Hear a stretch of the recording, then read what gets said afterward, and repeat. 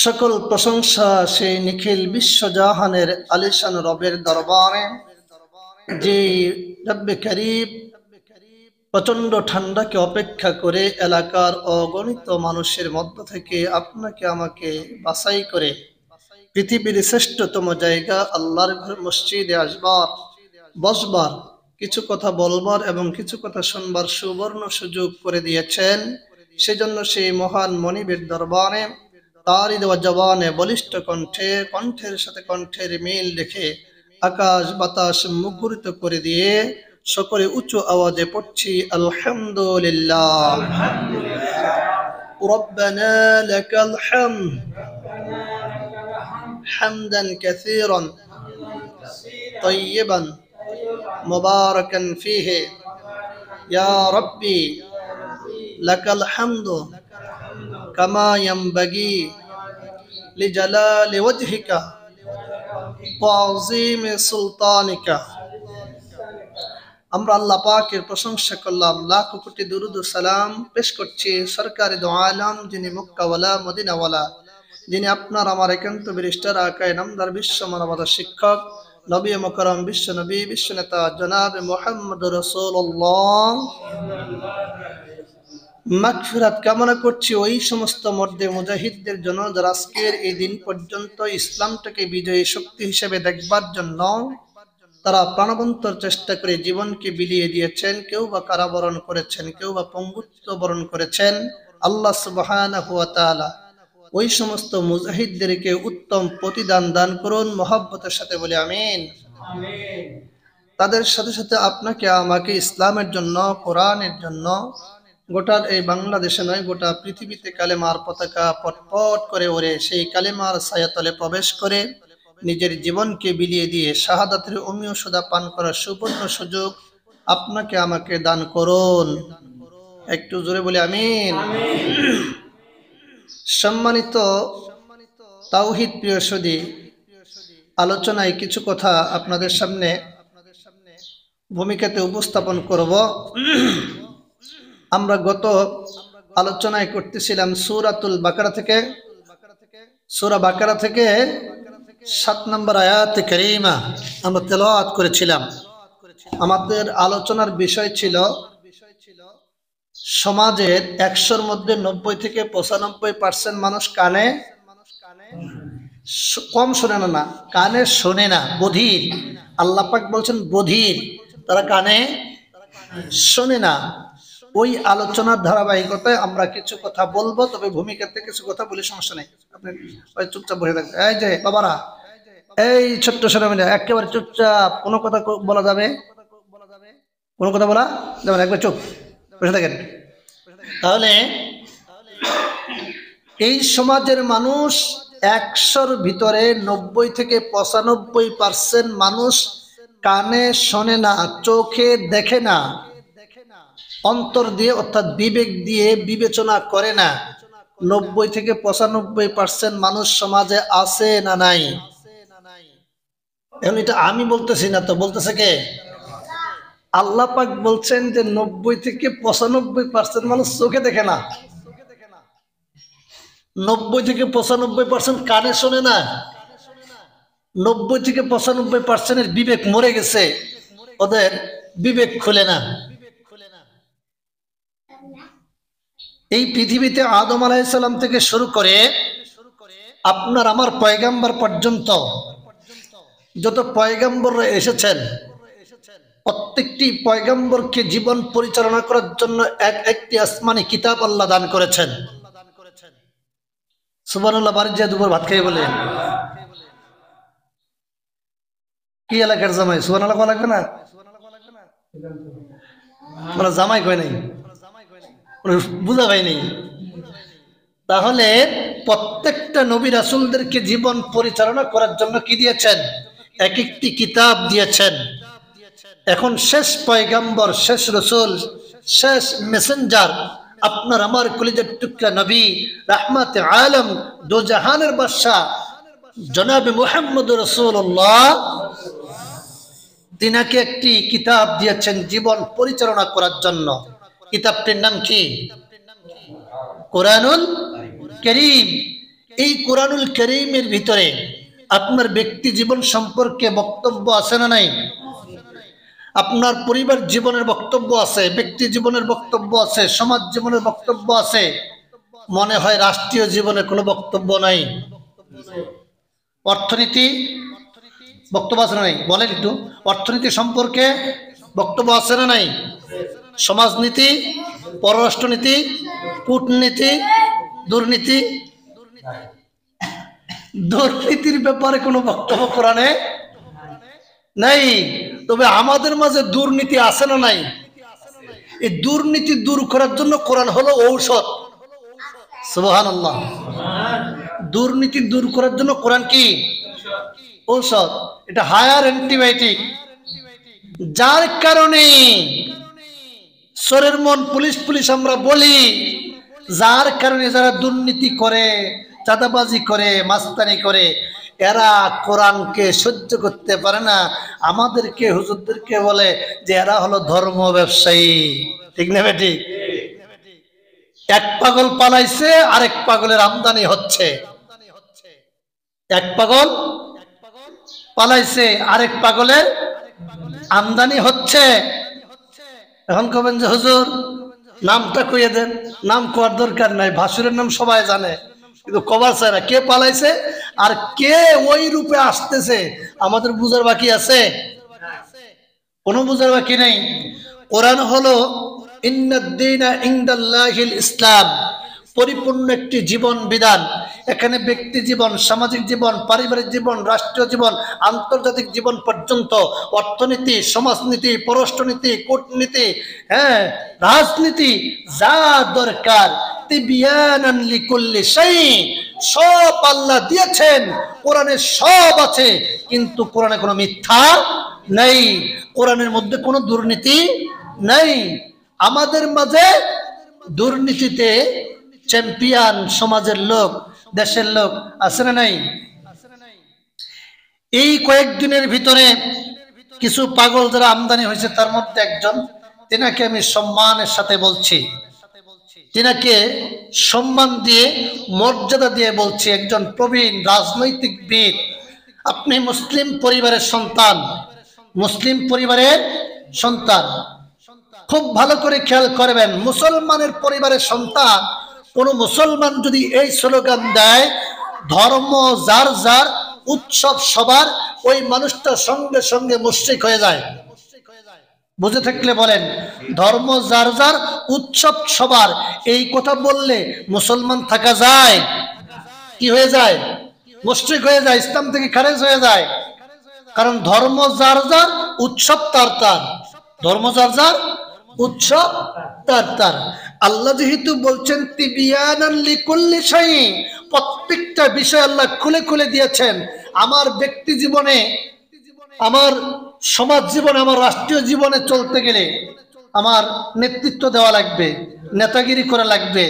আমি যে নেতৃত্ব দিব, আমি যে নেতা হব সমাজের, আমার কি গুণ লাগবে, কি কোয়ালিটি লাগবে, কি বৈশিষ্ট্য লাগবে, এটা কি কোরআনে আছে না নাই? এটা যারা করে তারা কোরআনে রাজনীতি করে। সুবহানাল্লাহ বলেন। এখন মির্জা ফখরুল স্যার গত 2 দিন আগে স্ট্যাটাস দিয়েছেন, বক্তব্য দিয়েছেন, সাংবাদিকদের সামনে কথা বলেছেন যে কোরআনের সাথে রাজনীতির কোনো সম্পর্ক নাই। স্যার, আপনাকে বিনয়ের সাথে বলছি, আপনি তওবা করেন, জাতির সামনে ক্ষমা চান। আপনি দাদা বাবুদেরকে খুশি করার জন্য এই কথা বলেছেন। বাংলাদেশের কোন মানুষ বুঝুক আর না বুঝুক, আমরা হুজুরেরা বুঝি। সুবহানাল্লাহ বলেন। কারণ আমরা হুজুরেরা গভীর রাতে টেলিফোনে আল্লাহর সাথে কথা বলি, আল্লাহ আমাদেরকে সব মেসেজ জানাই দেয়। কে কোন পরিকল্পনা করে, আল্লাহ সেই পরিকল্পনা হুজুরদের মাধ্যমে জাতির সামনে তুলে ধরে। বলি সুবহানাল্লাহ। আপনি জাতির সামনে বক্তব্য দিয়ে কুফরি করেছেন, আপনার ঈমান চলে গেছে।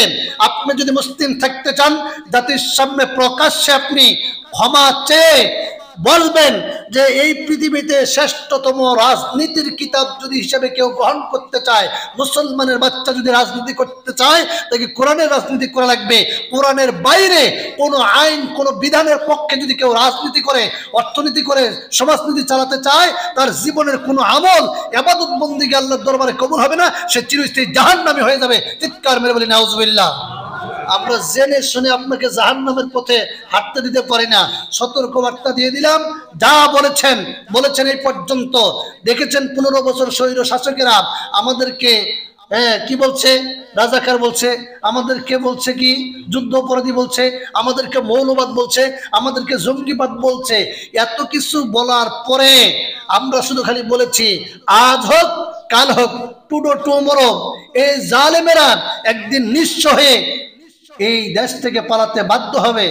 বাংলার দামাল ছেলেরা, ছোট্ট ছোট্ট কোমলমতি ছেলেমেয়েরা চেয়েছিল পদত্যাগ। আল্লাহ কয়, ও ছোট্ট ছোট্ট ছেলেমেয়েরা, তোমরা চাচ্ছ স্বৈর শাসকের পদত্যাগ, আমি আল্লাহ আকাশে ঘোষণা করে দিয়েছি এর হবে দেশ ত্যাগ। সুবহানাল্লাহ। আমরা চাইছি কি পদত্যাগ, আল্লাহ করাই দিছে কি? তো আল্লাহ আছে তো ইনশাল্লাহ। সুতরাং ওরা যেই পথে হাঁটছে, আপনারা যদি ওই পথে হাঁটেন, আমরা যে কথাগুলি বলছি ওলামায়ে কেরাম, আপনাদেরকে সতর্ক বার্তা যেগুলো দিচ্ছি, যদি আপনারা এটা অ্যাকসেপ্ট করতে না পারেন, ব্যর্থ হয়ে যান, ওদের যে পতন হয়েছে এর চাইতে কঠিনতম আপনাদের পতন হবে বাংলার জমিনে। জনগণ এর চাইতে বেজ্জতি করে আপনাদেরকে এই জমিন থেকে বিতাড়িত করবে। সুতরাং হুঁশিয়ার হয়ে যান। আরেকজন নেতা বলছেন, আক্ষেপের সাথে বলতে হয়, ডক্টর মোহাম্মদ ইউনূস সাহেব এসেই দ্বিতীয় দিন আলেমদেরকে ডেকে বলছেন, শতকরা 90% 95% মুসলমানের দেশে কোরআনের মাহফিল হবে, আর কোনো অনুমতি নেওয়া লাগবে না, আপনারা দিদারসে কোরআনের কথাগুলি জাতির সামনে উপস্থাপন করেন। আল্লাহু আকবার। দীর্ঘ 15টি বছর জালেমেরা কোরআনের মাহফিল করতে গেলে কত জায়গায় অনুমতি গেছে নেতার কাছে, নেতা কয়ে যাও থানার কাছে, থানা কয়ে যাও ডিসির কাছে, দৌড় পারতে পারতে মানুষের অবস্থা খারাপ। তারপরে বক্তার নাম দেখে, না এই বক্তা চলবে না, 144 জারি মাহফিল আর হবে না। এত কিছু করলো, এত কিছু করে কোরআনকে দমাতে চেয়েছিল। আমাদের আইডল যুবকদের মিজানুর রহমান আজারীকে দেশ থেকে বিতাড়িত করে দিয়া 5 বছর দেশে ঢুকতে দেয় নাই। এত কিছু করার পরেও জালিমেরা টিকতে পারে নাই। আপনি কি তার চেয়ে বেশি জালেম হয়ে গেছেন? এই কথা বলার দুঃসাহস আপনি কেমনে পাইলেন? এখনো ক্ষমতায় যান নাই, ক্ষমতার স্বপ্ন দেখতেছেন, কেবল ক্ষমতায় যান নাই, না যাইতে বলতেছেন যে আমরা ক্ষমতায় গেলে কোরআনের মাহফিলের কোনো অনুমতি দিব না। আপনাকে এই দৃষ্টতা কে দিয়েছে? জাতি জানতে চায়। এত দুঃসাহস দেখাবেন না। কোরআনের সাথে যারা লাগতে এসেছে, যুগে যুগে সবাই বেজ্জতি হয়ে জুতার বাড়ি খেয়ে জমিন থেকে বিদায় নিয়েছে। আপনি বুশের চাইতে বড় নেতা হয়ে যান নাই, আপনি ফেরাউনের চাইতে বড় নেতা হন নাই। ক্ষমতা না যাইতে যদি এত কিছু হয়, ক্ষমতায় গেলে কি করবেন এটা আমরা আরো 10 বছর আগেই টের পাইছি। আমরা ময়দানে কথা বলছি এরা তো জালেম এক কাজ করতেছে, এরপরে যদি উল্টা খালি ওদের হাতে যায়, আমরা ইশারা ইঙ্গিতে বললে ওদের কলিজে আগুন ধরে যায়, যে ওদের হাতে যদি যায় তার মানে বুঝবেন টাকার এই পিঠ আর ওই পিঠ। ওই যে কইছে না, নৌকার ধানের শীষ, 2 সাপের একই বিষ। সব দেখা শেষ। কোরআন দিয়ে দেশটা চালিয়ে দেখেন, দেশটা কেমন সুন্দর দেখা যায়। এই জন্য উদাত্ত আহ্বান জানাচ্ছি। আরেক নেতা বলছেন, দুদু আপনাকেও সতর্ক বার্তা দিচ্ছি, আপনি আমাদের একজন ডিগ্রিধারী, একজন কোরআনের গবেষক, পিএইচডি ডিগ্রি অর্জন করেছেন। ডক্টর মিজানুর রহমান আজারীকে নিয়ে সাংবাদিকের সামনে বলেন যে কি আছে আজার না মাজার, নামটাও আপনি ঠিক মতো নিতে পারেন না। আপনি তো কুত্তার চাইতেও নিকৃষ্ট, একটা পশু জানোয়ারের চাইতেও নিকৃষ্ট। আপনার সামনে বক্তব্য দিলে 10টা মানুষ উপস্থিত হয় না। ডক্টর মিজানুর রহমান আজারীর ভালোবাসা আল্লাহ এত আকাশচুম্বী করে দিয়েছেন, ওনার মাহফিলে যতগুলো ক্যামেরা হয়, আপনার বক্তব্য দেওয়ার সেই প্ল্যাটফর্মে এতগুলো কুত্তাও যায় না। আপনি একজন আলেমের নাম ব্যঙ্গ করে বলছেন যে ধর্ম ব্যবসা করছেন, আপনি কুফরি করেছেন, জাতির সামনে আপনি মাপ চেয়ে তারপরে কালিমা পড়ে মুসলমানের স্বীকৃতি দিবেন। এত ফাইজলামি বাংলার জমিনে আর হবে না। আগের দিন বাগে খাইছে, এগুলো থেকে বেরিয়ে আসেন ভাইয়েরা আমার। আসেন, এই জালিমেরা 15 বছর খেয়ে গেছে, আর আমরা খালি কইছিলাম যে আরেকজন খাওয়ার জন্য প্রস্তুত নিছে। এতে একেবারে কলজা জইলা বিরা শেষ হয়ে গেছে, কারণ নাম নেওয়া লাগে নাই, খালি কেউ খাইয়া গেছে আর কেউ খাওয়ার প্রস্তুতি নিছে। এই কথাটুকু ডক্টর মিজানুর রহমান আজারি বলার পরে একেবারে তেলে বাগুনে জ্বলে উঠছে গো, নিজের গায়ে নিয়া। মানে সোরের মন পুলিশ পুলিশ ঠাকুর ঘরে কেড়ে আমি কলা খাই না, তার মানে আপনি সেই অপরাধী, আপনি সেই কাজের কাজী, আপনি যার কারণে আপনার শৈলীর মধ্যে আপনি মেখে নিছেন। অন্যত তো কেউ তো মেখে নাই। 40 থেকে 45টা রাজনৈতিক দল আছে বাংলাদেশে নিবন্ধন প্রাপ্ত, ওরা তো কেউ কিছু বললো না। আপনি কেন নিজের গায়ে মেখে নিলেন? বোঝা যাচ্ছে ওই জালেমরা যেই পথে হাঁটছে আপনারাও সেই পথের পথিক। কথা বলেন ঠিক কিনা? এই জন্য আমার এই দেশটাতে আর চাঁদাবাজি, সন্ত্রাসী, লুণ্ঠন এই জিনিস যেন আর পুনরাবৃত্তি না হয়, এই জন্য আপনি মুসলিম হিসেবে, একজন নবীর উম্মাহ হিসাবে আপনার দায়িত্ব হলো আপনার ইমানকে বাঁচানো, ইমানকে ঠিকানো। যদি ইমানকে ঠিকাতে চান, যারা এই কথা বলবে সে যত বড় নেতা হোক আর যত বড় আমার আইডল হোক, কেউ যদি কোরআনের সাংঘর্ষিক কোনো কথা, কোনো বক্তব্য উপস্থাপন করে, সে যদি আমার বাবা হয় তাকেও 3 তালাক দেওয়া লাগবে। কারণ কোরআনের সাথে সাংঘর্ষিক কোনো কথা বাবা মা বললেও সেটা মানা যাবে না। তাহলে আপনি কোন নেতা হয়েছেন? আপনি কত বড় খেলে জানলেও না হয়েছেন, আপনি কোরআনের বিরুদ্ধে যে এই বক্তব্য দিবেন আর বাংলার মুসলমানেরা আপনার বক্তব্য খাইয়া নিবে, ইমান হারা হয়ে জাহান্নামের পথে যাবে। আমরা আলেমরা কি বসে বসে কচু তুলবো নাকি? আল্লাহর হাবিব সাল্লাল্লাহু আলাইহি সাল্লাম বলছেন, আল উলামা ওয়ারাসাতুল আম্বিয়া, আমার নবী ঘোষণা দিয়েছেন, আনা খাতামুন নবীন লা নবিয়্যা বাদা, আমার পরে আর কোনো নবী নাই, আমি শেষ নবী। সুতরাং আমার পরে আর যেহেতু নবী আসবে না, আল উলামা ওয়ারাসাতুল আম্বিয়া, আলেমরাই হলো আমার ওয়ারিস, আমার স্থলাভিষিক্ত। সুতরাং আলেমের সাথে বেয়াদবি করবে যারা, নবীর সাথে বেয়াদবি করলে যেমন আমল নষ্ট হয়ে যায়, আলেমের সাথে বেয়াদবি করলে জীবনের সমস্ত আমল নষ্ট করে দিবেন তিনি কে? এজন্য যদি আপনি আমল নষ্ট করতে না চান, ইমান হারা হয়ে কবর যদি যেতে না চান, আলেমদেরকে নিয়ে বাজে মন্তব্য করবেন না, কটাক্ষ করবেন না, কোরআনের বিরুদ্ধে কোনো বক্তব্য আর দিবেন না, এটা আমরা আশা করি। আল্লাহ রাব্বুল আলামিন এদেরকে সঠিক সমঝ দান করুন, বলুন আমিন। তো আমাদের আলোচনার হেডলাইন কি? হ্যাঁ, মানে কানে শোনে না, তারপরে চোখে দেখে না, বিবেক দিয়ে চিন্তা করে না। মানে শতকরা 90 থেকে 95% মানুষ বধির। ঘোষণাকার আল্লাহ পাকের। আসেন আমরা সেখান থেকে শুরু করব। আল্লাহ রাব্বুল আলামিন বলেন, খাতামাল্লাহু আলা কুলুবিহিম ওয়া আলা সামঈহিম ওয়া আলা আবসারিহিম গিশাওয়াতুন ওয়া লাহুম আযাবুন আযীম। আল্লাহ রাব্বুল আলামিন বলেন, পৃথিবীতে কিছু মানুষ সমাজে বসবাস করবে, নিজেকে মুমিন দাবি করবে, মুসলমান দাবি করবে, কিন্তু তাদের কর্ণের উপরে আমি আল্লাহ মোহর মেরে দিয়েছি, তাদের চোখের উপরে আবরণ দিয়েছি, তাদের হৃদয়ের মধ্যে আমি মোহর মেরে দিয়েছি। তারা কোরআন শুনতে পারবে না, কোরআন শুনলে তাদের মেজাজ গরম হয়ে যাবে। এরকম লোক আছে না নাই?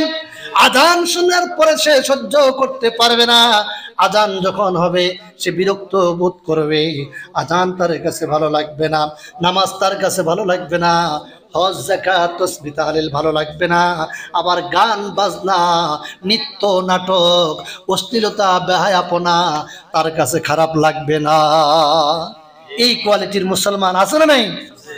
সমাজের মধ্যে অসংখ্য মানুষ আল্লাহ পাক বলছেন যে এদের অন্তরে আমি মোহর মেরে দিয়েছি, কুলুবিহিম ওয়া আলা সামিহিম, তাদের কর্ণকুহর শোনে না, কোরআন শোনে না। এরা হলো টাটকা নির্ভেজাল মুনাফিক। নবীকে আল্লাহ পাক বলছেন, ও নবী, আপনি তাদের ব্যাপারে যখন বক্তব্য দিবেন, ওয়াইযা ক্বিলা লাহুম তাআলাউ ইলা মা আনজালাল্লাহু ওয়া ইলার রাসূলি রাআইতাল মুনাফিকিনা ইয়াসুদ্দুনা আনকা সুদুদা। আল্লাহ রাব্বুল আলামিন বলেন, ও নবী, যখন আপনি বলেন ওয়াইদা যখন কিলা বলা হয় লাহুম তাদেরকে, তাআলাও আসো, ইলা মানে দিকে, মা মানে যাম, আনজালান নাম আল্লাহ নাজিল করেছেন। আল্লাহু আকবার বলেন। আল্লাহ নাজিল করেছেন কোরআন। এই কোরআনের দিকে যখন মানুষগুলিকে আপনি আহ্বান করবেন, এখন নবী নাই, নবীর ওয়ারিসেরা আছে না নাই? যখন কোরআনের দিকে ডাকে, নবীকে তারা বলতো পাগল, মাজনুন, লেসকাটা, জাদুকর। আমাদেরকে বর্তমানে বলে মৌলবাদ। আছে না নাই? তখনকার আবু জেহেলেরা বলতো নবী আপনি পাগল, নবী আপনি মাজনুন, নবী আপনি লেস কাটা। আর এখনকার নব্য আবু জেহেলরা আমাদেরকে বলে মৌলবাদ। ঠিক কি না? এরা বলে মৌলবাদ। আল্লাহ রাব্বুল আলামিন বললেন, গোলামেরা শোনো শোনো, এদের কলিজার মধ্যে আমি মোহর মেরে দিয়েছি। কোরআন এদের কলিজা পর্যন্ত পৌঁছবে না, হাদিস এদের কান পর্যন্ত পৌঁছবে না। কারণ হলো, দেখবা তাকিয়ে সমাজে বসবাস করবে মুয়াজ্জিন বছরে 365 দিনে 1825 বার আহ্বান করে, তার কর্ণকুহরে যদি আল্লাহর ডাকের সেই প্রতিধ্বনি যদি কানে পৌঁছে যেত, অবশ্যই সে সেজদায় অবনত হয়ে যেত। আজকে সেজদায় অবনত হয়? আজকে মুসলমান নামাজে পাওয়া যায় না, আজান দেওয়া হয় কর্ণকুহরে যেন পৌঁছে দেন, এই জন্য প্রযুক্তি ব্যবহার করেন। 20,000 টাকা দামের মাইক লাগাইয়া আপনার 3,000 টাকা দামের হরেন কিনে যেন এলাকাবাসী শুনতে পায়, বুঝতে পারে। এই জন্য আজান দেওয়া হয় প্রত্যেকের কর্ণকুহরে পৌঁছানোর জন্য। আল্লাহ পাক বলছেন, যার কান, যার হৃদয় আর যার কলব ঠিক আছে, তারা আজানের ধ্বনি শোনা মাত্রই মসজিদে অ্যাটেন্ড করবে। আর যাদের কানের মধ্যে আল্লাহ মোহর দিয়েছেন, হৃদয়ের মধ্যে মোহর দিয়েছেন, কি কারণে মোহর দিয়েছেন? তার গুনার কারণে। একের পর এক গুনাহ করেন, একের পর এক অপরাধ করার কারণে, আল্লাহর হুকুম লঙ্ঘন করার কারণে কলবের মধ্যে একটা কালো দাগ পড়ে যায়। কালো দাগ পড়ে যাওয়ার কারণে একের পর এক যখন কলবে দাগ পড়ে যায়, আল্লাহর নবী বলেছেন, যখন একটা বান্দা নামাজ ছেড়ে দেয়, অন্তরে একটা কালো দাগ পড়ে যায়। যোহর ছেড়ে দিল, আরেকটা দাগ পড়ে গেল। আসর ছেড়ে দিল, আরেকটা দাগ পড়লো। মাগরিব ছেড়ে দিল, এশা ছেড়ে দিলাম, শনিবারে পড়লো না, রবিবারে পড়লো না, সোমবার গেল, মঙ্গলবার গেল, বুধবার গেল, বৃহস্পতিবার গেল।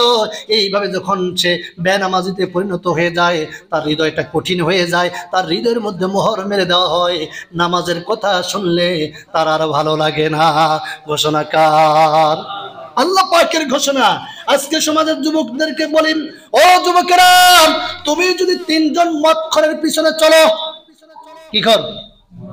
সমাজে আছে না নাই? 3 জন মদখোরের সাথে যদি তুমি চলমান হও, তাহলে 4র্থ নাম্বার মদখোরটা তুমি হওয়া। ঠিক কিনা?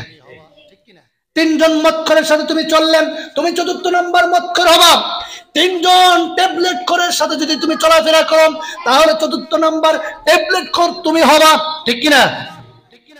আর তুমি যদি 3 জন নামাজি ব্যক্তির সাথে চলাফেরা করো, ও যুবকেরা, 4র্থ নাম্বার নামাজিটা তুমি হয়ে যাবা। সুবহানাল্লাহ। তাহলে এখন তোমার সিদ্ধান্ত, 3 জন মদখোরের সাথে তুমি চলাফেরা করে 4র্থ নাম্বার মদখোর হবা নাকি?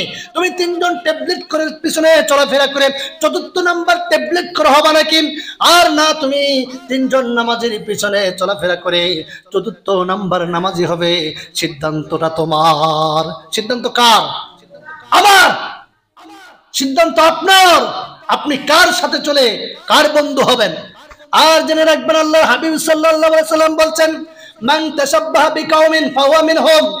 যার সাথে যার মহব্বত, তার সাথে তার কিয়ামত। ঘোষণা রাসূল সাল্লাল্লাহু আলাইহি সাল্লামের। আপনার মহব্বত যদি হয় বেনামাজের সাথে, আপনার মহব্বত যদি হয় সুদখোরের সাথে, আপনার মহব্বত যদি হয় জেনাকারের সাথে, আপনার মহব্বত যদি হয় ট্যাবলেট খোরের সাথে, উঠা বসা লেনদেন যদি ওই প্রকার মানুষের সাথে হয়, আল্লাহর নবী বললেন, মসজিদে তুমি সিজদা দিয়েছো, মসজিদে নামাজ আদায় করেছো, বাইরে গিয়ে তোমার বন্ধু বানাইছো সুদখোর। মসজিদে সিজদা দিয়েছো, বাইরে গিয়ে তুমি বন্ধু বানিয়েছো বেনামাজি, নেতা বানাইছো বেনামাজি।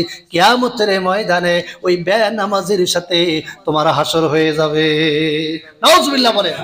তাহলে এত কষ্ট করে আপনার নামাজ পড়েন, আপনার কি নেতা যদি সমাজের নেতা যদি আপনার বেনামাজি হয়, মসজিদে আপনার নেতা হলো নামাজি। কারণ মসজিদের ইমাম নামাজ ছেড়ে দিলে ইমামতি থাকে না। পাঁচ ওয়াক্ত নামাজ যদি মসজিদের ইমাম বা মুয়াজ্জিন যদি আদায় না করে, তারা রাখবে কেউ? বলবে ও হুজুর শোনেন, আমরা অনেক খারাপ হতে পারি কিন্তু এত খারাপ না, বেনামাজি হতে পারি এত খারাপ না। আমরা জানি বেনামাজি মুসল্লি হওয়া যায় কিন্তু বেনামাজি ইমাম হওয়া যায় না।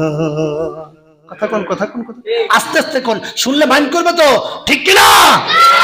কারণ বেনামাজি মুসল্লি হওয়া যায় কিন্তু ইমাম হওয়া যায় না। গোটা সপ্তাহে যদি আমি নামাজ না পড়ি, জুমার দিনে যদি নামাজ পড়তে আসি, আপনিও তো সপ্তাহে জুমার দিনে 2 রাকাত পড়ার জন্য আসেন। ও মুসলমান, আপনি কেমন মুসলমান? বিবেকের কাছে প্রশ্ন করেন।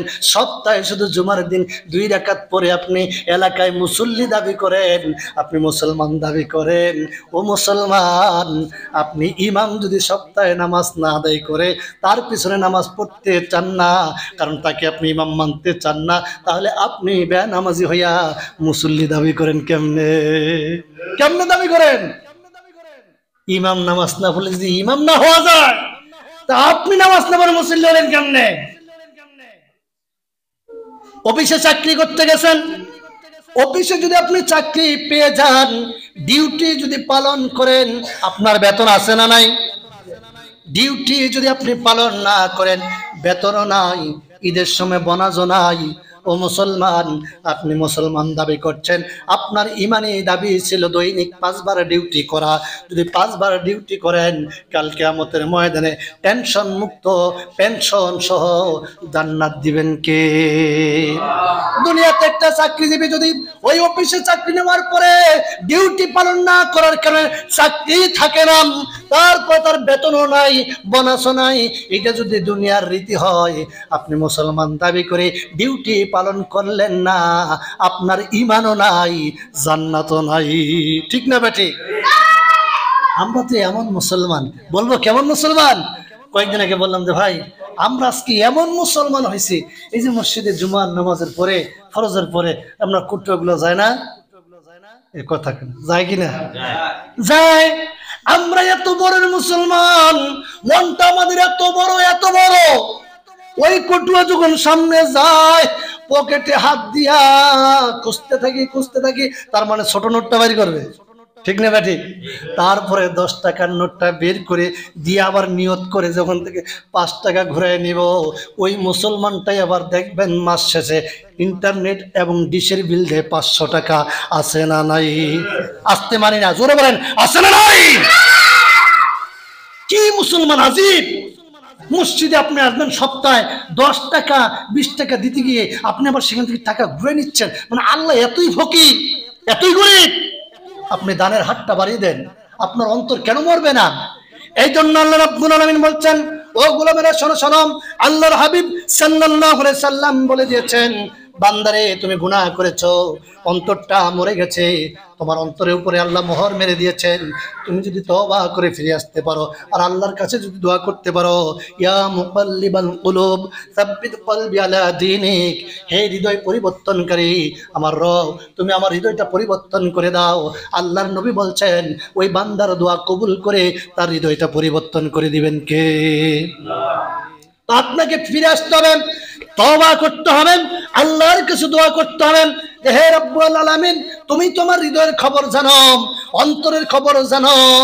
আপনাদেরকে ঘটনা শুনিয়েছিলাম, ওই যে একজন মহিলার ঘটনা আপনাদেরকে শুনিয়েছিলাম যে ভাইরা আমার, সেই মহিলাটাকে যদি আল্লাহ মাফ করতে পারে, তাহলে আপনার আমার জীবনের গুনাহ আল্লাহ মাফ করতে পারে কি পারে না? এই জন্য আল্লাহ রাব্বুল আলামিন বলছেন, কোরআন যখন বলা হয়, কোরআন থেকে যখন কথা উপস্থাপন করা হয়, মুনাফিকরা বিশ্বাস করে এটা আল্লাহর কোরআন, বিশ্বাস, কাফেরেরাও বিশ্বাস করত এটা আল্লাহর কোরআন। যখন দেখতেছে এই কোরআনের বক্তব্য আমার ব্যক্তি জীবনে মিলে না, আমার সমাজ জীবনে মিলে না, আমি সুদ খাই, কোরআন সুদ খাইতে নিষেধ করে, আমি বেনামাজি, কোরআন নামাজি হওয়ার জন্য আদেশ করে, আমি রোজা রাখি না, আমাকে রোজা রাখার আদেশ করে, আমি যাকাত দেই না, আমাকে যাকাত দেওয়ার আদেশ দেয়, এই কথা যখন কোরআন বলে, আল্লাহর নবী বললেন, ওয়াইযা কিলা লাহুম তাআলাউ ইলা মা আনজালাল্লাহু ওয়া ইলা রাসূলি রাআইতাল মুনাফিকিনা ইয়াসুদ্দু ইয়াসুদ্দুনা আনকা সুদুদা। নবী আপনি দেখবেন কাফেরেরা মুনাফিকেরা বসবেন, কোরআন সত্য বিশ্বাস করবে, তারা কোরআন শুনবে, যখন দেখবে তাদের ব্যক্তি জীবনে এগুলো যায় না, আস্তে করে সেখান থেকে কেটে পড়বে। এরাই হলো ডিজিটাল বাংলাদেশের ডিজিটাল মুনাফিক। এটা ডিজিটাল মুনাফিক সমাজে কম না বেশি? বেশি মানে আমরাই, বেশি মানে আমরাই মুনাফিক। বাইরে এক ভিতরে আরেক, তার নাম মুনাফিক। এই মুনাফিকি করা যাবে না। 15 বছর যাবত আমাদের সাথে কত মহাব্বত, কত মিল। এখন যখন দেখতেছে হুজুররা আগায় গেছে, মানে হুজুররা আগায় যাক, এটা মুনাফিকরা চায়। হুজুরেরা যখন ঐক্যবদ্ধ হচ্ছেন, সামনে নেতৃত্ব হুজুরেরা দিবে, এই স্বপ্ন নিয়ে যখন ঐক্যবদ্ধ হচ্ছে, এই মুনাফিকেরা এতদিন আমাদের সাথে চলাফেরা কইরা সুবিধা নিয়া মোহাব্বত দেখাইয়া বলছে হুজুর আপনাদের পিছনে আছি। আজকে যখন দেখতেছেন না না এরা তো আগাই গেছে, আমরা তো পিছাই যাচ্ছি, আমি বলি ও ভাই তোমরা হুজুরের সামনে যাইতে পারবা না, সারা জীবন হুজুরের পিছনেই থাকা লাগবে। ঠিক না ভাই? সমাজের মানুষ খালি হুজুরের পিছনে লাগে, আলেমদের পিছনে লাগে, সারা জীবন পিছনে থাকবা, সামনে যেতে পারবা না। ঠিক না মানে? মিজানুর রহমান আজারী বলছে না যে জিতে যাবে আমাদের ভালোবাসা আর ধ্বংস হয়ে যাবে ওদের হিংসা আর বিদ্বেষ নিন্দাবাদ, জিতে যাবে আমাদের ভালোবাসা। কথা বলেন ঠিক না ঠিক? ভালোবাসা দিয়ে যা জয় করা যায়, হিংসার বিদ্বেষ দিয়ে সেটা জয় করা যায়। সুতরাং আমাদের পিছনে লাগিয়া কোনো লাভ নাই। আল্লাহ যদি কারো কল্লা ধরে টানে, দুনিয়ার মানুষ পা ধইরা 1 ইঞ্চিও নামাতে পারবে না। আমরা দেখেছি এই উপমহাদেশে নয়, গোটা বিশ্বের মধ্যে যত স্কলার ছিলেন আপনার সমসাময়িক সময়ে শতাব্দীর শ্রেষ্ঠ মুফাসসির ছিলেন আল্লামা সাইদি রহমতুল্লাহ আলাইহি। তিনার পরে বর্তমানে গোটা বিশ্বের মধ্যে যতগুলো পিএইচডি ডিগ্রি আলেম রয়েছেন, ওলামায়ে কেরাম রয়েছেন এবং গবেষক রয়েছেন, 100 জনের তালিকা করেছেন বা 10 জনের তালিকা করেছেন, তার মধ্যে আপনি ডক্টর মিজানুর রহমান আজারীকে বাদ দিতে পারবেন না। আজকে আমেরিকার সেই আপনার মনে করেন যে যারা গবেষক, ওরা এটা রিসার্চ করে তালিকা করে বলতেছে এর মতো এত গবেষক বর্তমান সমসাময়িকের মধ্যে নাই। আর আল্লাহ এর ভিতরে, হৃদয়ের ভিতরে মানুষের ভালো এমনভাবে দিয়েছেন, ভালোবাসা দিয়েছেন যেটা কল্পনার বাইরে। আপনাদের কিন্তু বারবার উদাহরণ দিয়ে বুঝাই যে আপনারা দেখবেন ওই যে চায়না নিমের গাছ আছে না, গাছটা গোড় থেকে একটু উপর থেকে কেটে দিবেন, 10 দিন পরে যাইয়া দেখবেন যে ওই গাছের 4-5 দিক দিয়া কতগুলা ঠাল বের হয় কি হয় না? তো এক মিজানুর রহমান আজারীকে দমাই দিতে চেয়েছিল, হাজার হাজার আপনার প্রস্তুতি নিয়ে ময়দানে কথা বলতেছিল। 5 বছর পরে যখন দেশে আসলো, জনগণ দেখা মাথাও ঘুরে, নেতারাও ঘুরে, কয় চাইলাম কি আর হইল কি। সুবহানাল্লাহ। যখন প্রথম মাহফিল করলো 10 লাখ, পরের মাহফিল 15 লাখ, পরের মাহফিল 30 লাখ। কয় এরা যদি থামাইতে না পারি 10 লক্ষ টাকা ওরা ঘোষণা দিয়ে দিল এক ভণ্ড পীরের মাধ্যমে যে কল্লাই না দাও 10 লক্ষ টাকা দিব। আবু জেহেল, উতবা সাইবারা নবীদের কল্লা চাইছিল, বর্তমানে সেই আবু জেহেলের উত্তরসূরিরা, আব্দুল্লাহ ইবনে উবাইয়ের উত্তরসূরিরা আলেমদের কল্লা চায়। ঠিক না ঠিক? আর এদের সাথে যারা তাল মিলিয়ে কথা বলে, ওরা আর এরা দুটাই একই গোয়ালের গরু। ভাইরা আমার, তাহলে এদেরকে যতই বলেন, এদের কলিজার মধ্যে মোহর মারছে কে? মোহর মেরে দিয়েছেন আল্লাহ রাব্বুল আলামিন। বলছেন খাতামাল্লাহু আলা কুলুবিহিম ওয়া আলা সামিইহিম ওয়া আলা আবসারিহিম গিশাওয়াতুন ওয়া লাহুম আযাবুন আযীম। এদের জন্য রয়েছে কঠিন যন্ত্রণাদায়ক শাস্তির ব্যবস্থা। দুনিয়াতেও লাঞ্ছনা হবে, পরকালেও লাঞ্ছিত হবে, যন্ত্রণাদায়ক শাস্তির মধ্যে নিমজ্জিত হবে। সুতরাং বলছি, যারা 5 তারিখের পর থেকে এই পর্যন্ত দেশটাকে বিশৃঙ্খলা সৃষ্টি করার জন্য চাঁদাবাজি মাস্তানি শুরু করে দিয়েছেন, আপনারা এটা বন্ধ করুন, না হলে ওরা তো পালাইছে, আপনারা পালাবার রাস্তা খুঁজে পাবেন না। কারণ ওদের মামুর বাড়ি দিল্লি আছে, আপনাদের তো দিল্লি যাওয়ার কোনো সুযোগ নেই। এই জন্য হুঁশিয়ারি সংকেত দিয়ে আমরা ওলামায়ে কেরামরা সতর্ক করছি, সতর্ক হয়ে ফিরে আসেন যদি বাঁচবার চান, নইলে কিন্তু বাঁচার কোনো উপায় নাই। বাঙালি জাতি বুঝতে পেরেছে ওই উন্নয়নের বুলি দিয়া, উন্নয়নের কথা বইলা আর বাঙালিকে ধোকা দিয়ে বোকা বানানো যাবে যাবে? উন্নয়নের নামে মোলা ঝরিয়ে 100 কোটি টাকা নিয়ে গেল পালিয়ে। ঠিক না ঠিক? উন্নয়নের নামে মূলা ঝুলিয়ে শত কোটি টাকা নিয়ে গেল পালিয়ে। আওয়ামী জননী তুমি হারনি, দাদার কাছে গেছো এটাই জানি, পালিয়ে গেছো তুমি এটাই জানি। ঠিক না বেঠিক? কোরআনের পাখিদের দিয়েছ ফাঁসি, মুখে বলেছ দিন ভালোবাসি। ঠিক না বেঠিক? কোরআনের পাখিদের দিয়েছ ফাঁসি, মুখে বলেছ দিন ভালোবাসি। তুমি যে ছিলে ওগো মিথ্যাবাদী, পালিয়ে গেছো তুমি এটাই জানি, দাদার কাছে গেছো এটাই জানি। আওয়ামী জননী তুমি হারনি, পালিয়ে গেছো তুমি এটাই জানি, পালিয়ে গেছো তুমি এটাই জানি। দেশটাকে চুষে খেলে 16টি বছর, প্রকৃত দেশপ্রেমী পায়নি কদর। দেশটাকে চুষে খেলেন 16টি বছর, প্রকৃত দেশপ্রেমী পায়নি কদর। তুমি তো ছিলে ওগো খাচ্চুন্নি, দাদার কাছে গেছো এটাই জানি। আওয়ামী জননী তুমি হারনি, পালিয়ে গেছো তুমি এটাই জানি, পালিয়ে গেছো তুমি এটাই জানি। ঠিক না বেঠে? এদের মতো পালাবার পথে আপনারা হাঁটিয়েন না। উদাত্ত আহ্বান জানাচ্ছি, ওরা যে পথে হেঁটেছে ওই পথে যদি হাঁটেন, বাংলার জনগণ আপনার লুঙ্গি পরার সুযোগও দিবে।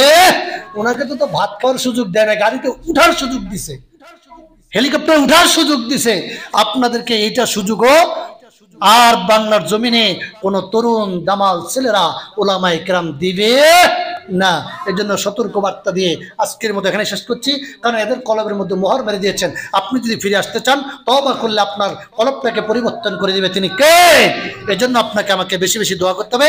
ইয়া মুকাল্লিবাল কুলুব সাব্বিত কলবি আলা দীনিক, এই দোয়া পাঠ করবেন। আর এই যে যেহেতু রজব শাবান চাঁদ, সামনে রমজান, এই চাঁদের মধ্যে বেশি বেশি দোয়া করতেন, আল্লাহুম্মা বারিক লানা ফি রজব ওয়া শাবান ওয়া বাল্লিগনা রমাদান। এটার আমল বেশি বেশি করবেন। প্রত্যেক সালাতের পরে এই দোয়াটা পাঠ করবেন। কিন্তু পাঠ করবেন কেমনে? নামাজেই তো নাই। ঠিক না ভাই? ঠিক। কারণ পাঠ করার যদি প্রস্তুতি নিতে চান, তাহলে নামাজে আসার দরকার আছে না নাই? আল্লাহ আমাদেরকে বুঝার এবং আমল করার তৌফিক দান করুন। আমিন। ওয়া আখির দাওয়ানা।